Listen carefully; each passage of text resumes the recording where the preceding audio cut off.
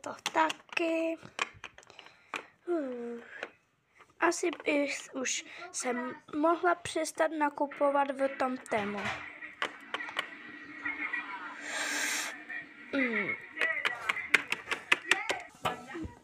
Asi si udělám úkoly.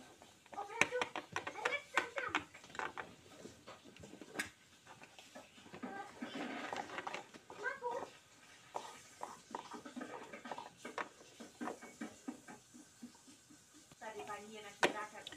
Když jsem jí o tobě řekla, moc to zamlouvala. Čeho to milá čarodějka? Jmenuji se Kitty. Potřebovala bych doručit zaklad. Zvládla bych to do večera? Ano. Je to dárek do mého 40 narozeninám. Bohužel mám práci, tak to nemůžu donést. Tak to mám doručit. Tak co?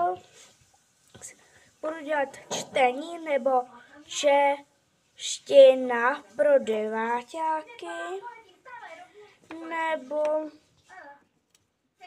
matika?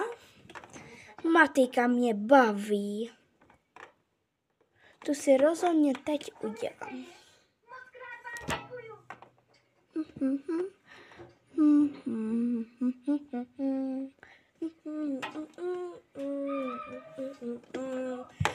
Co pa to tady je? No, přemýšlela jsem o tom, co bychom dneska podnikli. Jasně, co by si chtěla podniknout?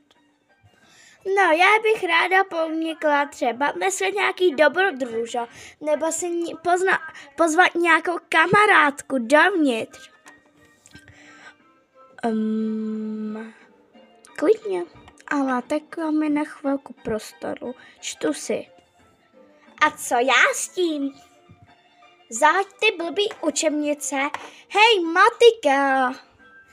Prosím tebe, já učení házím za hlavu. To mi říkáš každý den. Potom se nedivím, co máš za vysvědčení. No, prosím tebe. Jaký prosím tebe? Já to jdu uklidit. Posluš si, já jdu na počítač.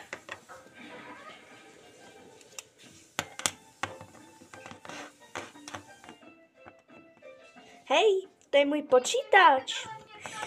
Snad si ho nemůžu na chvilku půjčit. Ne, nebuď lakomá. Ty seš ale lakomá vždy. Tak proč bych ti já něco měla půjčovat? No nevím, protože když se ti